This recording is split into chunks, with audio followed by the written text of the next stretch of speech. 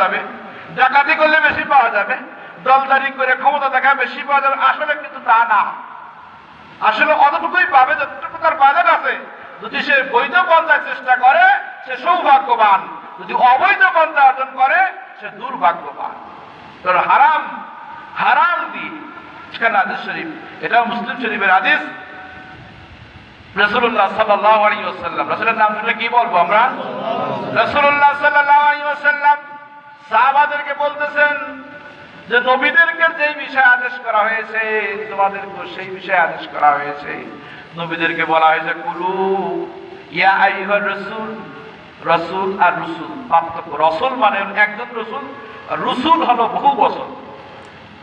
রাসূলগণকে আল্লাহ তাআলা ইন্ডিকেশন করে বলছেন ইয়া আইয়ুহার রাসূল কুলু, তোমরা খাও, মিম্মা হালালান তাইয়্যিবা, হালাল থেকে পবিত্র থেকে তোমরা খাও। আর একইভাবে ঈমানদারদেরকে বলা হয়েছে ইয়া আইয়ুহাল্লাযীনা আমানু কুলু মিম্মা রাযাকনাকুম মিনাত তাইয়্যিবাত। ও ঈমানদারগণ, পবিত্র যে রিজিক আমি তোমাদেরকে দান করেছি তার থেকে তোমরা খাও বা পান করো। বলেন সুবহানাল্লাহ।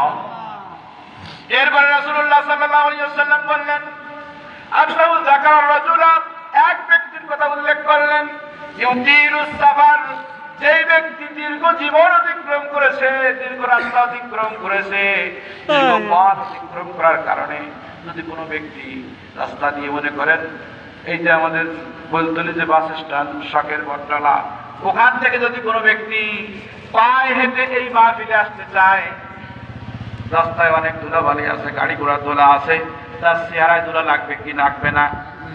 লাগবে নাকি লাগবে না? তার বাতাসে তার চুল এলে বলে হবে কিনা? রাসূলুল্লাহ সাল্লাল্লাহু আলাইহি ওয়াসাল্লাম এক ব্যক্তির দৃষ্টান্ত উপস্থাপন করলেন, যেই ব্যক্তি দীর্ঘ সফর করার কারণে, দীর্ঘ জীবন অতিক্রম করার কারণে তার চেহারাটা ধুলায় দূষিত হয়ে গেছে, তার চুলগুলো আশাসা এলোমেলো হয়ে গেছে, কিন্তু এই লোকটা দীর্ঘ জীবন অতিক্রম করার পরেও মাতামুহু হারাম, সে হারাম খাদ্য খায়, মাশরাবুহু হারাম, সে হারাম পানীয় পান করে, কিন্তু তার আল্লাহর কাছে অনেক চাহিদা আছে। প্রতারণা করে, ভাইয়ের জমি বোনের জমি ফাঁকি দেয়, মেয়েদেরকে ফাঁকি দিয়ে শুধু ছেলেদের নামে জমি লিখে দেয়, হজ করতে যায়, সুদের টাকা দিয়ে বিভিন্ন ভাবে মানুষের যা টাকা পয়সা খেয়ে দোকান গাড়ি বিভিন্ন কিছু দখল করে, আবার মসজিদের সভাপতি মসজিদ নির্মাণ করে, আবার বিভিন্ন ভালো কাজে অংশগ্রহণ করে, কিন্তু অন্যায় আবার ছাড়ে না। অন্যায় ছাড়ে? আল্লাহর কাছে বলে বারবার আমি আল্লাহ আপনার জন্য মসজিদ বানিয়েছি, কিন্তু টাকাটা আর একজনের কাছ থেকে জোর করে আনা, প্রতারণা করে আনা, সুদের মাধ্যমে জমা করা টাকা, মানুষের কাছ থেকে জোর করে আনা টাকা। আল্লাহ রাব্বুল আলামিন তার প্যারা হাবিব নূর নবী মুহাম্মদুর রাসূলুল্লাহ, সবাই বলেন সাল্লাল্লাহু আলাইহি ওয়াসাল্লামের মাধ্যমে জানিয়ে দিয়েছেন যে খায় হারাম, পান করে হারাম, মালবাসু হারাম, যা পরে তাও হারাম টাকা দিয়ে কেনা পোশাক পরে, এরপরে সে এমনতু এদাইহি ইলাস সামা, এমনতু মানে লম্বা করা, এদাইহি না দুই হাতকে, ইলাস সামা আসমানের দিকে দুই হাত লম্বা করে, ফায়াকুলু ইয়া রাব্বি ইয়া রাব্বি, এরপরে সে দোয়া করতে থাকে আল্লাহ আমাকে এই বাড়িটা দাও, আমাকে সুন্দরী বউ দাও, আমার ছেলে মেয়েকে আমার অনুগত বানায় দাও, আমার ছেলে মেয়েকে কোরআনের হাফেজ বানায় দাও।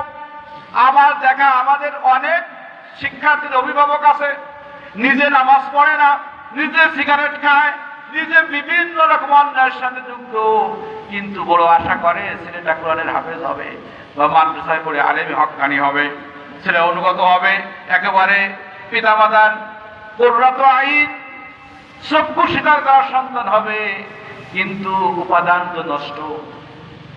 যেই টাকা দিয়ে ছেলেকে পড়ায় ওই টাকাটা হারাম টাকা, যেই টাকা দিয়ে ছেলেকে পাঞ্জাবি পায়জামা কিনে দেয় ওই পাঞ্জাবি পায়জামার টাকাটাও হারাম, কিন্তু আশা তো করে ছেলে হবে নেককার, ছেলে কি হবে? নেককার হবে। অনেক সময় আমরা দেখি, অনেকে অনেক জায়গায় দেখি যে ছেলে মেয়ে ভালো হচ্ছে না, অনেক জায়গায় দেখি ছেলে মেয়ে পিতা মাতার সাথে দুর্ব্যবহার করতেছে, মারতেছে। এই যে কয়েকদিন আগে এক ছেলে কি করেছে, মাকে হত্যা করেছে। কিন্তু মার তো উচিত ছিল সময় মতো কাজ করা, পিতার উচিত ছিল সময় মতো কাজ করা। মা, আপনি ছেলেকে ভালোবাসেন বলে তার কাছে চুরি করা সম্পদ দেওয়াতে পারেন না, ছেলেকে চুরি শিখাতে পারেন না, ছেলে কার সাথে মেশে তার খোঁজ রাখেন না, চুরি করে এনে দেয় আপনি সেটা খান, সেই মাকে তো ওই ছেলে মারতেই পারে। কারণ হারাম হারাম জিনিস হারাম কাজে টানে। আপনি খাইবেন গোস্ত, ঢেকুর উঠবে কি মাছের? না। কথা বলেন, গোস্ত খেয়ে কি মাছের ঢেকুর উঠবে? মাছ খেয়ে কি গোস্তের ঢেকুর উঠবে? আপনি আপনার সন্তানকে হারাম খাইয়ে হারাম করিয়ে আপনি যদি আশা করেন যে মানে আম গাছ থেকে, তেঁতুল গাছ থেকে আম আসবে, তেঁতুল গাছ থেকে আম আসবে, তা জীবনেও হবে? হারাম